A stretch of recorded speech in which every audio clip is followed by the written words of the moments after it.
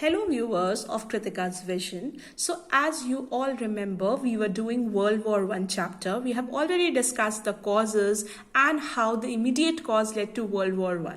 Now it's term to discuss the treaty and the consequences of World War I.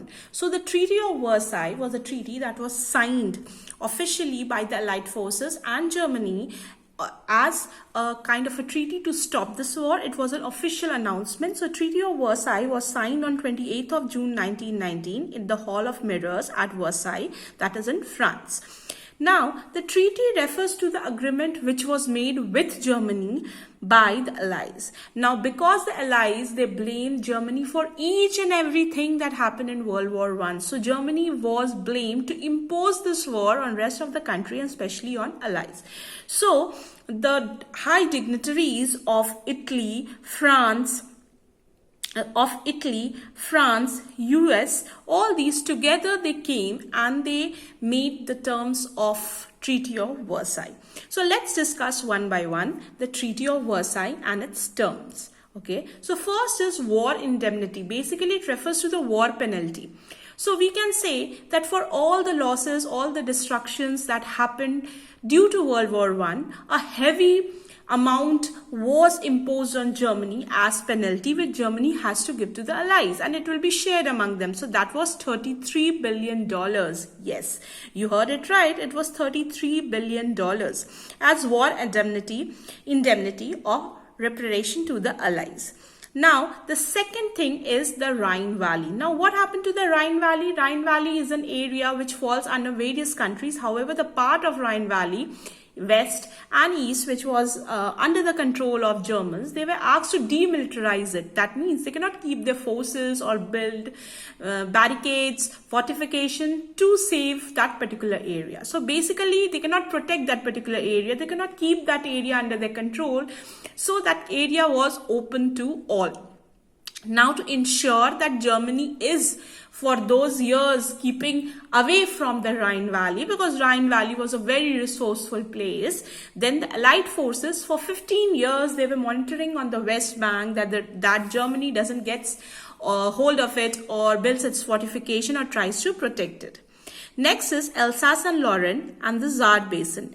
Now the treaty brought about some vital territorial arrangement. Means after the war, this treaty was signed and this treaty brought a lot of territorial changes. Now the treaty benefited France in these ways. France got back Alsace and Lorraine, which she has lost in the Franco-Prussian War, okay, of 1870-71. Now, to compensate France for deliberate destruction of her coal mines, she was given full ownership of the rich coal mines which was there in the Saar Basin. Okay, so not only they got back their old territory of Alsace and Lorraine, but also they got a good hand over the resources, especially coal, which were there in Saar Basin, a rich coal mines in Saar Basin, and a district adjoining Lorraine for a period of around 15 years. Now, another way the treaty benefited France was that Togoland and Cameroon, which were there in West Africa as colonies of Germans, were partitioned between France and Britain. Okay, so this is how the territory also went to France. Now, next comes Schleswig. So basically, the fate of Schleswig taken away from Denmark in 1864 was determined by a plebiscite. Now, plebiscite is a kind of a public voting when the population of a certain place is less, and so nearly every decision can be taken by public voting. So that plebiscite means, so the Schleswig was an area which was part of Denmark. Now public voting was done. So northern zone voted for going back to Denmark, incorporation in Denmark of Schleswig, while the central zone voted that they wanted to be with Germany. Next is Ukraine and Malmedy. So another major territorial management was Germany's had to surrender the areas of Ukraine and Malmedy to Belgium. Now the city of Memel went to Lithuania. So this is how those places also went out of its hand. Next comes independence of few countries. Few countries like Poland, they got their independence. So the newly created state of Poland got back all the territory she has lost in the war. Also, To provide Poland with a port, German city of Danzig was internationalized and it was kept as a free city. So there's this Danzig corridor and German city of Danzig was made free because that was the area through which people of Poland, Polish people can easily get access to waterways and all. Okay, so that was done. And Danzig, that city, was placed under protection of League of Nations. Okay. Next comes Germany lost all her colonies and overseas possessions. So beside territorial losses in Europe, Germany even lost all of her colonies and overseas possessions like Togoland and Cameroon. We have already done it, went to Belgium. Then there were various other such places which Germany lost. Okay. Then coming to the eighth point, that is, in order to prevent future aggression, Germany's military strength was crippled. Yes, Germany's military strength was crippled in a way that the German army was restricted to a force of 1 lakh soldiers. The navy was limited to 15,000 men and 36 ships, and the air force was completely banned. So no submarines were to be allowed. Fine. Now, Germany was neither to make nor to purchase from outside tanks and armored cars. So this was a way of breaking Germany's military strength. Next is supply of coal. Now, we all know coal kind of resources are very much crucial in building an economy. So taking such resources from a country is, in a way, you are disabling the country to grow. So Germany had to supply huge quantities of coal to France, Italy, Belgium for next 10 years. So this was also a kind of penalty, not in cash, but in kind. So 10th is several countries gained independence. Yes, many countries gained independence. We spoke about Poland, then there was Czechoslovakia. Okay, all these, then Belgium was there. So many countries, they got freedom because they were under German's possession, and because after Germany lost in World War I, it has to give that possession to other countries. Some of them, they gained independence. Okay, and the last one is the League of Nations. So we all know, as one of the causes of World War I was that there was absence of any such institution, any such kind of institution, group that can stop future war or that can see that everything is secure and peaceful in the country, okay, in the world. So criticism, so this League of Nations was finally made. It was a pact of League of Nations which was added to this Treaty of Versailles. Okay. However, though we have spoken a lot over Treaty of Versailles regarding what all Germany had to lose in terms of money, military strength, places, resources, all those things, but we all know that though Germany was one of the initiators of this war, but Germany definitely wasn't the sole culprit or the sole country which led to this war. Okay, so the Treaty of Versailles was undoubtedly a dictated peace and one that would assign all war guilt to Germany. So the principle at the root of treaty was, to the victors belong the spoils and allies are the victors. So German representatives signed the treaty, but it was under coercion. It wasn't that something they wanted. Okay, so Treaty of Versailles deprived Germany of all its colonial possession. Enormous compensation was imposed on it in the form of war damages. Her military strength was crippled and whatnot. So this became an important cause further of World War II because of all these humiliation that was there happening to Germany as a part of Treaty of Versailles. As a consequence of Treaty of Versailles, Germany had this inner kind of desire to take revenge of this humiliation, which later became one of the causes of World War II. Okay, now let's discuss the various other results of this particular war. So, death and destruction, definitely a war fought on such a large scale, air, water, land, all the places, all the ways through which the war was fought. Definitely the toll of life, resources, destruction that happened was great.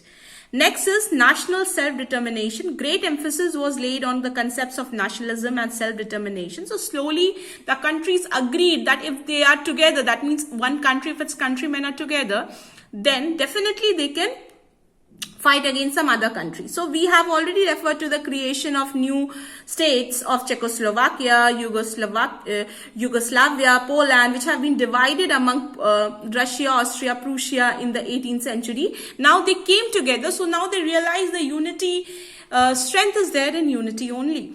Next comes emergence of new ideologies, a few countries that came under dictatorship. So now this week we will do in the next chapter where we will discuss about dictatorship, that how after World War I, when some of the countries they tried to bounce back, they came up with a democratic setup. Okay, but the very fact that democratic setup was not enough to solve so many issues which had suddenly fallen on those countries' shoulders because of World War I. So, because the leaders who took posts in the government in democratic setup in those countries, they were not able to solve the issues so soon. So the countries, especially Italy and Germany, they became so desperate that any person or any organization which promised them that we'll solve all your issues, they thought that yes, this is correct to give that person the power. So because of this, Hitler and we know Mussolini in Germany and Italy respectively, they came to power. So this new ideology of dictatorship came into existence. Next is emergence of United States as world power. We all know that how for first 3 years the war was on side of Germany in World War I. And as US plunged into the war, because of that the entire scene, the entire thing shifted and changed. So it was clearly shown that US had emerged as a world power.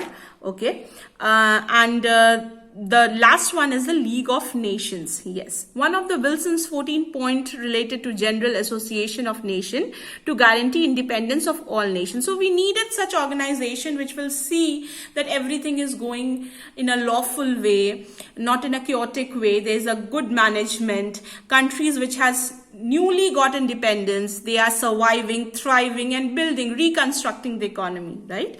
Okay, so this is what we have done as various results of war.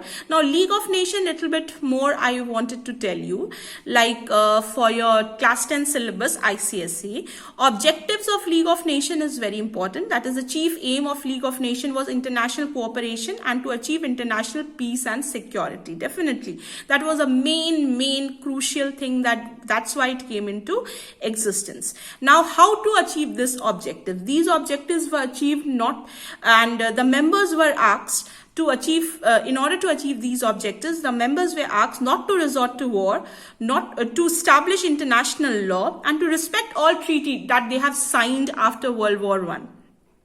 Okay, so beside the prevention of war, the treaty also saw that the national protection of national minorities, then proper administration is taking place in those places which are kept under League of Nations for growth, and dealing with other problems like social, health problems, economic problems in the various countries which are signing League of Nations. Okay, so originally this League of Nations had 42 members. However, it rose later on, and but we all know the League of Nations was ultimately it became a failure because the very fact that it came into existence was to avoid future wars, but World War II took place. So this shows that how League of Nations, which came into existence in 1920, ended its working tenure in 1946, and all because it was not capable of stopping or avoiding a future war, that was World War II. So that's all from World War I. We'll meet in the next video where we'll discuss dictatorship, and after that World War II. Do stay tuned to my channel Kritika's Vision, and like, subscribe and send your comments. Thank you.